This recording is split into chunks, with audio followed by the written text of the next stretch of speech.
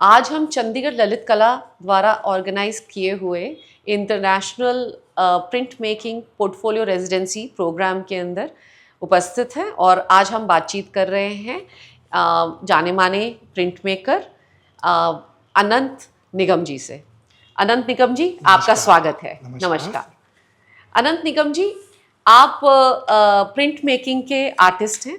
अपनी ज़रा जर्नी के बारे में आप कुछ बताइए।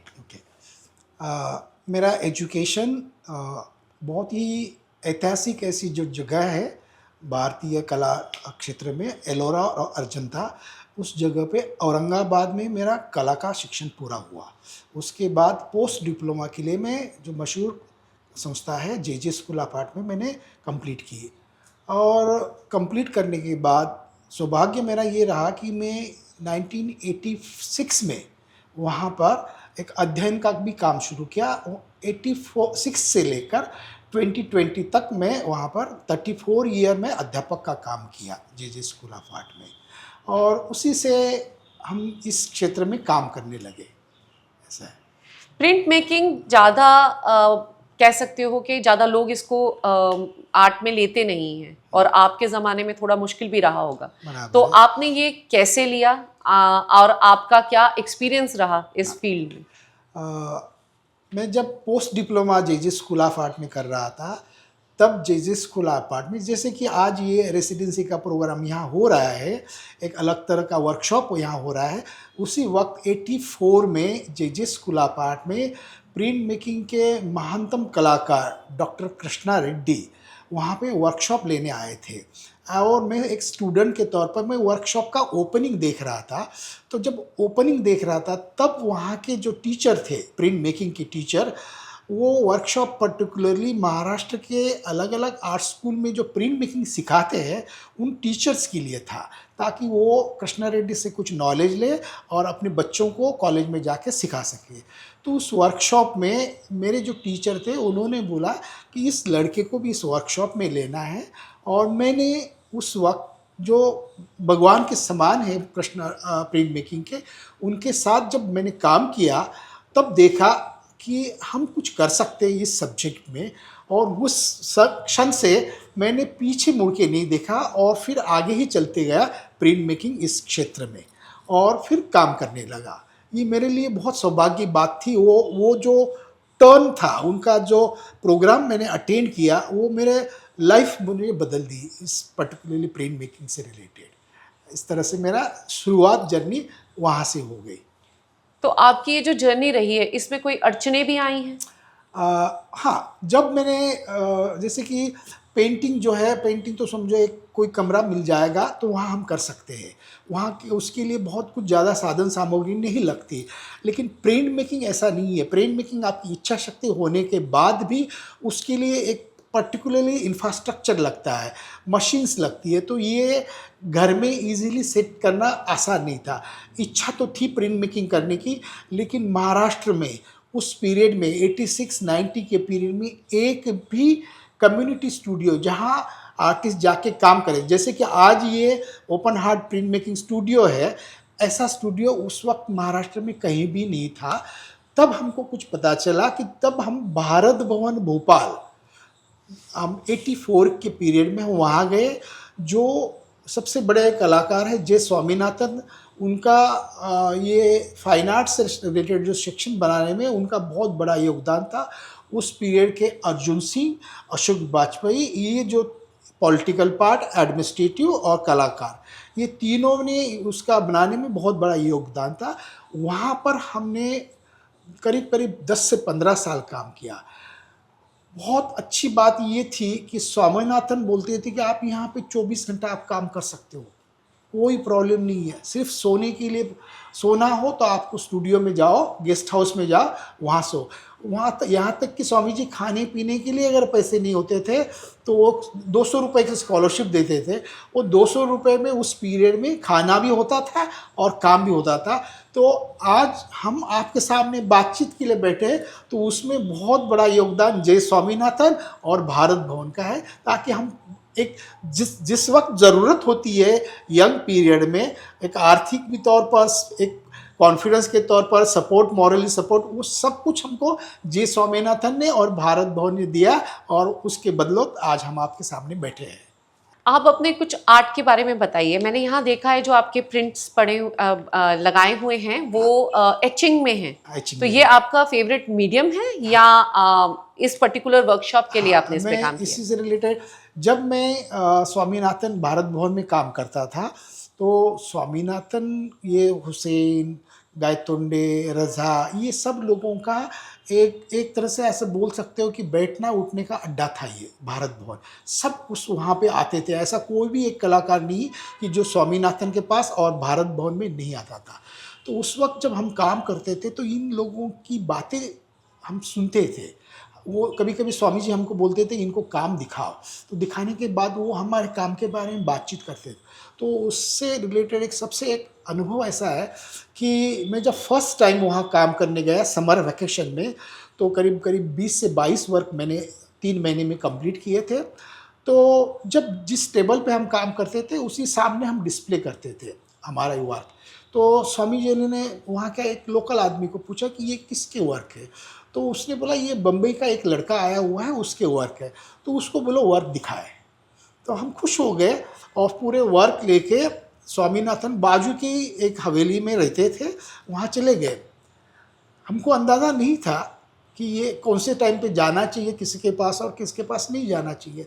हम ये 4 बजे के पास आसपास जब पहुँच गए तो शायद हो सकता है कि उनका ड्रिंक करने का टाइम होगा और ये हमारा गलत टाइम होगा। वहाँ से अंदर से ज़ोर से आवाज़ आई कि कौन आया है करके। तो हमने वो पोर्टफोलियो वहीं पे बरामदे में छोड़ दिया। वहाँ पे नेपाली एक लड़का बहादुर करके था, वहाँ पे छोड़ दिया। अब बिलीव नहीं करोगे, उस पोर्टफोलियो के को मैंने आज तक रिटर्न देखा नहीं। 1 डेढ़ महीने के बाद मुझे लेटर आया भारत भवन से कि आपका जो हमारे यहाँ स्वामीनाथन के यहाँ जो पोर्टफोलियो छोड़ के गए थे, वो पूरा पोर्टफोलियो भारत भवन का जो म्यूज़ियम है उसके लिए हम संग्रहित कर रहे हैं और उसको हम 500 रुपये पर प्रिंट के हिसाब से हम पे कर रहे हैं। ये जो जो यंग एज में ये जो घटनाएं होती है वो जीवन बदल देती है। उसके कारण मैं इतना एक अलग एनर्जी के साथ काम करने लगा कि बिलीव नहीं करोगे। तो उसके बाद बहुत बार भारत भवन ने मेरे वर्क परचेज़ किए, भारत भवन के इंटरनेशनल प्रिंट बिनाले में मुझे अवार्ड्स मिलने लगे और फिर हमारी जर्नी बहुत ही आसान हो गई काम करने के हिसाब से। आप कौन से सब्जेक्ट मैटर्स पे ज़्यादा काम करते हैं? मेरा शुरू का पीरियड, जैसे कि मैंने अभी बात की कि भारत भवन में मैंने काम किया और वो स्वामीनाथन के पास, उसमें का ही उस सीरीज़ में का ही एक वर्क चंडीगढ़ म्यूज़ियम में भी है। और शुरू में मैं लाइनों एचिंग में मैं काम करता था। बड़े बड़े मैं 4 फीट बाय 6 फीट के लाइनों करता था भारत भवन में। तो उसमें कि काफ़ी सारे लाइनों के वर्क वहाँ पे है। लाइनों में काम करता हूँ मैं, मीडियम वाइज प्रिंट मेकिंग के, लाइनों एचिंग और जिंक प्लेट एचिंग और कोलोग्राफ, ये तीनों माध्यम मेरे लिए बहुत ही पसंदीदा है और मैं बहुत अच्छी तरह से काम कर लेता हूँ इस तीनों माध्यम में। अब रही बात मेरे काम में, मेरे सब्जेक्ट क्या होता है, कंसेप्ट क्या होती है मेरे काम में, उसमें बेसिक पार्ट ये है कि इसमें मेरा फैमिली बैकग्राउंड बहुत इम्पॉर्टेंट है कि मैं इस सब्जेक्ट की तरफ कैसे टर्न हुआ। मेरा बर्थ हुआ है 1962 में। उस वक्त की मेडिकल फैसिलिटी का कारण होगा, कुछ भी कारण होगा, मेरे 4 भाई एक्सपायर हुए थे। और मैं जब 20-21 साल के पीरियड में जब भारत भवन में जाता था काम करने के लिए, तब मुझे मेरे मम्मी और पापा की याद आती थी। नेचुरल आना स्वाभाविक है। और ये पीछे वाली घटना भी मुझे याद आती थी। तो मुझे लगता था कि मेरे पहले 4 भाई एक्सपायर हुए और मैं एक्सपायर नहीं होना चाहिए। इसलिए मेरे माँ बाप ने क्या क्या किया होगा मेरे लिए। तो मुझे ऐसा लगता है कि ये भगवान की पूजा की होगी, ये गणेश की पूजा की होगी, या हो सकता है वो कभी कभी दुकान के बाहर काली वो गुड़िया लगाते हैं ना, इस तरह का कुछ पूजा किया होगा। ये ऐसे जब ये सब साइन एंड सिम्बॉल्स मेरे कामों में दिखते थे, पर्टिकुलरली नीचे के पार्ट में सभी स्क्वायर में मोस्टली मैक्सिमम भगवान के फॉर्मेशन आते थे और सेंटर में से एक एनर्जी निकलती थी और ऊपर मेरा सिंबल के तौर पर मेरी साइन रहती थी मेरे पहले के काम। अभी कभी भी आप जब मेरे नेट पे जाओगे, मेरे वेबसाइट पे जाओगे तो ये वर्क दिखेंगे। तो how to create positive energy, मेरे माँ बाप ने कैसे पॉजिटिव एनर्जी क्रिएट की होगी, और मुझे लगता था उनकी इस एनर्जी के कारण मैं आज जिंदा हूँ। ये मेरी उस वक्त की फीलिंग होगी। इसी से धागा सेम है, इसी धागे से आगे चलकर मैं आज जो वर्क करता हूँ, तो how common people create a positive energy. जैसे कि आप कोई भी विलेज में जाओ तो सिटी में तो आपको बहुत अच्छे से चांदी के गणेश मिलेंगे, और रिच फैमिली होगी तो गोल्ड सोने की भी गणेश जी मिलेंगे। लेकिन एक विलेज में जाओगे तो ऐसा कुछ नहीं होता है। एक नॉर्मल एक स्टोन जैसा एक पत्थर होता है। कोई भी तो गांव में का बुजुर्ग आदमी बोलता है ये गणेश जी दिख रहे हैं, तो पूरा गांव उसको गणेश बोलने लगते हैं, और पूरा गांव कोई भी घर का शुभ कार्य होगा उस भगवान की, उस गणेश की पूजा करते हैं। खेती का काम होगा, शादी ब्याह का काम होगा, कोई सर्विस के लिए पहला दिन जा रहा होगा, तभी भी उसका दर्शन लेंगे और अपने में पॉजिटिव एनर्जी क्रिएट करेंगे। ये हो गया शुभ कार्य की बात। यहाँ तक कि चोरी डकैती करने वाला भी आदमी उसके पास जाता है और बोलता है कि मैं आज जो काम करने जा रहा हूँ तो मुझे यश मिले और अच्छा कुछ मिले। मतलब उनके लिए कोई फर्क नहीं है एनर्जी देने के हिसाब से।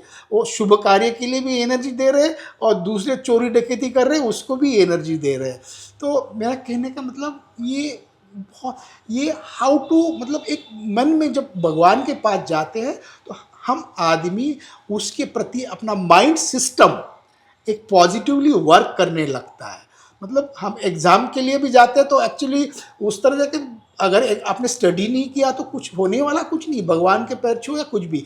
लेकिन मन में जो एग्ज़ाम के प्रति जो मन में डर होता है उस डर को कम करते हैं और बड़े कॉन्फिडेंस के साथ हम वो पेपर या परीक्षा देते हैं। तो ये बहुत बड़ी मेरे काम में इस चीज़ का, क्योंकि मेरे काम में अजमेर शरीफ का जो दरगाह है वहाँ पे जो धागा बांधते हैं मन्नत के तौर पर, ऐसे सिंबल्स आते हैं मेरे काम में बहुत सारे अलग अलग जगह पे। जैसे कि मैंने भारत भवन में बहुत सारे साल काम किया, तो जो वहाँ के ट्राइब लोग हैं, किसी को अगर मान लो अपने पूर्वज वहाँ जहाँ एक्सपायर होते हैं वहाँ पे एक लकड़ी के ऊपर एक पिलर लगाते हैं, उसके ऊपर उनको जो अच्छे लगने वाली चीज़ें हैं कार्व करते हैं और वहाँ पे वो लकड़ी का पिलर लगाते हैं।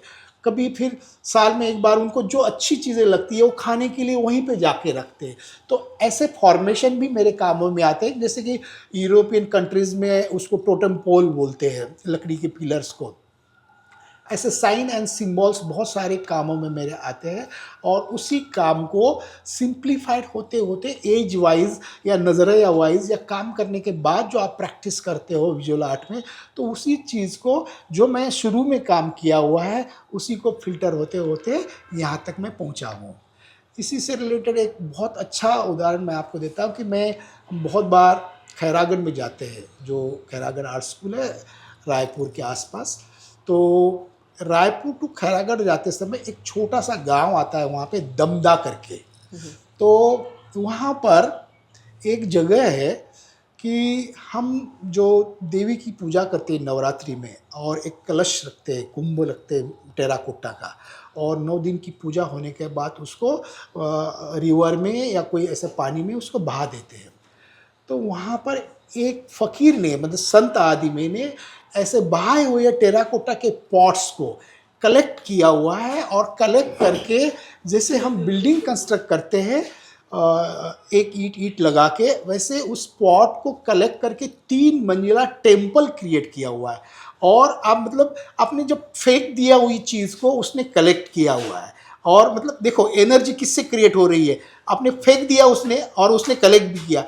आज पूरा गांव उस मंदिर में जाता है, मन्नत मांगता है और पूजा करते हैं। बहुत ही मतलब आप कला से रिलेटेड हो तो इतना बढ़िया लगता है कि उसके सामने कितनी भी बढ़िया बिल्डिंग हो ना फीकी लगने लगती है। इतना ब्यूटीफुल दमदा में ये टेम्पल है।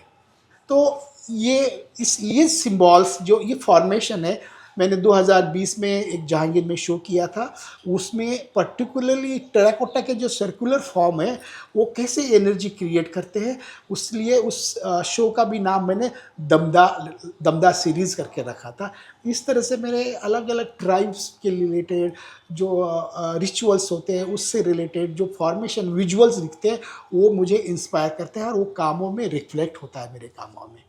सो आप इस जैसे सिंबल्स की तरफ पे नेचुरली अट्रैक्ट होते हैं और आप अपने सराउंडिंग्स में इनको ढूंढते रहते हैं। हाँ हाँ हाँ, कि खैरागढ़ में भी एक टेम्पल ऐसा है कि जनरली शादी होती है समझो अपने घर में, तो भगवान के सामने वो इनविटेशन पत्रिका रखने जाते हैं, तो वहाँ पे ऐसे पत्रिका नहीं रखते। तो हनुमान जी के पीछे जो वॉल है ना, तो मतलब जैसे कि एक समय ऐसा था कि अंगूठा लगाते थे कुछ डॉक्यूमेंट के ऊपर, कुछ साइन नहीं आती तो अंगूठा लगाते थे, वो साइन का सिंबल होता था। तो वहाँ जब पत्रिका रखते हैं तो सिंदूर जो होता है ऑरेंज कलर, उसको हाथ को लगाते हैं और वॉल पर उसके इम्प्रेशन लेते हैं। तो ये जो विजुअल क्रिएट होता है, जो रिसीव किया, भैया मैंने आपको इनविटेशन दे दिया, इसका एक प्रूफ करके मैंने ये हाथ का मेरा इम्प्रेशन लगाया, तो ये इस तरह के जो विजुअल्स है ना मुझे बहुत इंस्पायर करते हैं और मैं उससे रिलेटेड काम भी करता रहता हूँ। आपका एक्सपीरियंस चंडीगढ़ को लेके कैसा रहा और पर्टिकुलरली जो वर्कशॉप है रेजिडेंसी उसको लेके कैसा रहा? इस बात की बहुत खुशी हो रही है आज कि जिसने चंडीगढ़ बनाया, मतलब डिज़ाइन किया, और उस जगह जिस जगह पे बैठ के उन्होंने डिज़ाइन किया, उस कलाकार के जगह पे हम बैठ के कला की निर्मित कर रहे हैं, ये मेरे लिए भी एक बहुत बड़ी सौभाग्य की बात है। ऐसे महान कलाकार जहाँ पे उसके पदस्पर्श हुए हैं वहाँ पे मुझे काम करने का सौभाग्य मिला, मुझे बहुत अच्छा लगा। और आज भी गवर्नमेंट ने, चंडीगढ़ यूटी ने इसको अलग तरह से प्रिजर्व किया, नहीं तो आज के ज़माने में कमर्शलाइजेशन के फील्ड में इसको कब निकल जाए, कब यहाँ नई बिल्डिंग बन जाए। लेकिन अच्छी बात है, यहाँ के कल्चरल फील्ड से भी रिलेटेड बहुत बड़ी बात है कि कल्चरल लोगों ने इसको प्रिजर्व किया, गवर्नमेंट ने उसको रिस्पेक्ट किया और आज बहुत अच्छी तरह से ये जगह है और वहाँ पे हम काम कर रहे हैं। एंड रेजिडेंसी के बारे में आपका एक्सपीरियंस कैसा रहा? रेसिडेंसी में हम यहाँ पर 5 लोग हैं। एक बड़ौदा से बागोडी, विजय बागोडी, बड़ौदा का जो फेमस यूनिवर्सिटी है MSU यूनिवर्सिटी। मैं Anant Nikam JJ school of art से, जो ब्रिटिश लोगों ने इस्टेब्लिश किया। 2 श्रीलंकन आर्टिस्ट है और एक महेश सर जो है यहाँ की कॉलेज ऑफ फाइन आर्ट्स से। तो जनरली इसमें प्लस पॉइंट ये होता है कि जब अलग अलग कलाकार साथ में काम करते हैं तो जनरली थियोरेटिकल सब्जेक्ट में जो सिम्पोजियम वगैरह होते हैं, कॉन्फ्रेंस होता है, वो सिमिलरली ये उसी तरह का एक प्रयोग होता है कि कलाकार वो कैसे काम कर रहा है, किस तरह से काम कर रहा है, उसके साथ बैठेंगे, बातचीत करेंगे। और पर्टिकुलरली जैसे कि हम टीचर लोग हैं, महेश सर है, हम हैं, बागुड़ी सर है, हम यहाँ पे जो एक्सपीरियंस मिलता है, जो अनुभव मिलता है, जो नॉलेज मिलता है, वो इनडायरेक्टली हम बहुत क्यूरियसिटी होती है कि हम ये बच्चों को कैसे दे दें। तो अलग फॉर्मेट में ये बच्चों को हम डिलीवर करते हैं, जो यहाँ से लेते हैं वो बच्चों को डिलीवर करते हैं। तो कहने का मतलब है कि इस तरह के प्रोग्राम से समाज में समृद्धि लाने के लिए, आर्ट को रिच बनाने के लिए इसका बहुत यूज़ होता है और ऐसे प्रोग्राम होने चाहिए। अभी जो होते हैं कि कुछ टिपिकल सिटीज़ में होते हैं, एक्चुअली बहुत सारे जो नॉर्मल शहर है वहाँ पे भी इस तरह से प्रोग्राम होने चाहिए। बहुत अच्छी बात है कि चंडीगढ़ ललित कला अकेडमी ने ये ओपन हैंड स्टूडियो में ये प्रोग्राम अरेंज किया। आप फ्यूचर क्या देखते हैं प्रिंट मेकिंग का और यंग आर्टिस्ट को क्या एडवाइस देना चाहिए? देखो कि इंडिया में अपन बहुत जनरली ऐसा बोलते हैं कि पेंटिंग को बहुत अच्छा फ्यूचर है, लेकिन इतनी बड़ी इंडिया सिटी कंट्री है, उस कंट्री में सिर्फ कुछ 2 उंगली को भी अगर काउंट करोगे, इतने शहर के लोगों को ही पेंटिंग क्या होता है वो मालूम होता है। उसके अगर मान लो कहीं अम्बाला में जाएगा कोई बच्चा, बोलेगा मुझे पेंटिंग पढ़ना है आगे फ्यूचर में, तो वो उसके माँ बाप तैयार नहीं होते आज भी। सिर्फ बम्बई, दिल्ली ऐसे शहर वालों के जिन्होंने गैलरी देखी है पेंटिंग, वो भी पेंटिंग की प्राइस देखी होगी, उसके कारण वो बोलते हैं कि नहीं तू बेटा जा, इसमें अच्छा खासा कमा सकता है तू। लेकिन आम तौर पर अगर ये कुछ सिटीज जैसे कि बम्बई, दिल्ली, पुणे, कलकत्ता, ऐसे कुछ ही सिटीज़ हैं उनको आर्ट के बारे में मालूम है। तो जनरली फ्यूचर के हिसाब से बहुत अच्छा फ्यूचर है। अभी समय के अनुसार अगर आप डॉक्टर भी हो जाओ तो भी आपको स्ट्रगल तो है, क्योंकि इमीडिएटली आप पुराना डॉक्टर छोड़ के आप नए डॉक्टर के पास नहीं जाते हो, तो ये तो नेसेसरी फील्ड नहीं है। तो इसके लिए थोड़ा इस्टेब्लिश होने के लिए थोड़ा सा टाइम लगेगा। लेकिन एक और इम्पॉर्टेंट बात बताता हूँ, मैं एज ए टीचर के तौर पर, हमारे महाराष्ट्र में एक पूल देशपांडे करके बहुत बड़े राइटर है, तो उसकी मैं एक स्लाइड दिखाता हूँ। कहीं पे भी मेरा प्रेजेंटेशन होता है कॉलेज में तो वहाँ पे वो स्लाइड होती है। उन्होंने बोला हुआ है कि आपका पेट भरने के लिए, पेट पूजा करने के लिए आप हर तरह का धंधा करो, बिजनेस करो और पैसा कमाओ, पेट भरो, लेकिन जीने का अगर तरीका सीखना हो तो कोई भी एक कला को आत्मसात करो, वो कला आपको जीने का तरीका सिखाएगी। ये बहुत बड़ी मतलब बात है। इसका एग्जैक्ट उदाहरण भी ऐसा है कि मैं 86 में जे स्कूल ऑफ आर्ट में टीच करता था। उस वक्त के जो मेरे स्टूडेंट थे 86 के, अलग अलग एडवर्टाइजिंग एजेंसी में काम किया, बहुत सारे डायरेक्टर जैसे पोस्ट पे काम किया और अच्छा पैसा कमाया। लेकिन वो आज बोलते कि सर हमको ये नहीं करना है, आप हमारे टीचर हो, आप ही हमको आर्ट सिखा सकते हो, हमको ये सीखना है जिससे बड़ा सुकून मिलता है और अच्छा मन को लगता है। तो ये बहुत अच्छी स्पेस है। ऐसा नहीं है कि जैसे कि दिल्ली है, बहुत ऐसे शहर है, बड़े बड़े शहर है।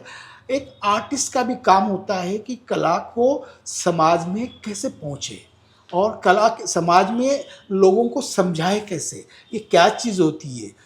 जो समझ में नहीं आता है वो आर्ट होती है, ऐसी नहीं है। हम क्या करते हैं, आपकी ड्यूटीज़ भी है, कलाकार की एक ड्यूटी है कि मैंने क्या किया है उनको समझाना। क्योंकि समाज के हर एक आदमी को एक कलर के बारे में नॉलेज होता है, निसर्ग के बारे में, फूल देखते हैं तो खुशी होती है, कलर कपड़े पहनते हैं, हमेशा वो वाइट कपड़े नहीं पहनते, आज एक कलर पहना तो वो रिपीट भी नहीं करते दूसरे। मतलब समाज में कला के प्रति नॉलेज है, लेकिन आपको समझाना आपकी ड्यूटी है। और उस एक समझा के आपका जो समाज है, कला जगत है, उसको आप समृद्ध बनाने का आपकी भी ड्यूटी है, वो आपने करनी चाहिए, ऐसा मेरा कहना है। आपने बताया कि ये आपकी दूसरी विजिट है चंडीगढ़ को। हाँ। तो आप फ्यूचर के अंदर, आने वाले फ्यूचर में आप और चंडीगढ़ के आने का आपको कोई प्लान है? हाँ, तो मुझे बहुत अच्छा लगेगा, जैसे कि मैं टीचर होने के कारण, जैसे कि मान लो चंडीगढ़ का आर्ट स्कूल है, वहाँ पे जाके सिखाना, बच्चों के साथ बातचीत करना, मुझे उस चीज़ को बहुत बड़ा अच्छा लगता है। फ्यूचर में उस तरह से प्रोग्राम करेंगे हम। और जल्दी ही हम मैं बॉम्बे में जे स्कूल ऑफ आर्ट से मैं रिटायर होने के बाद एक dot line space art foundation से मैं जुड़ा हूँ, मैं वहाँ का एडवाइज़री हूँ। ये प्रिंट मेकिंग से रिलेटेड हम पूरे इंडिया में एक पोर्टफोलियो बना रहे हैं। हर एक स्टेट का एक पोर्टफोलियो होगा, हर एक यूटी का एक पोर्टफोलियो रहेगा। पोर्टफोलियो मतलब यंग जनरेशन को थोड़ा सा मॉरली सपोर्ट करने के हिसाब से ये एक्टिविटी कर रहे हैं। तो उस बहाने हम ये ओपन आर्ट स्टूडियो में भी हम आने वाले हैं और यूटी के जो यंग कलाकार हैं जो जस्ट पास आउट हो गए और 30-35 के आसपास हैं, उनके लिए ये एक्टिविटी हम करने वाले हैं। अनंत निगम जी, आपका बहुत धन्यवाद हमसे बातचीत करने का। और हमारा जो प्रोग्राम है ये 10 तारीख तक जारी रहेगा। आप ज़रूर आइए और इसमें अपना इसका फ़ायदा उठाइए, इतने अच्छे प्रिंट मेकिंग प्रोग्राम का आके देखिए वर्कशॉप को। धन्यवाद। धन्यवाद।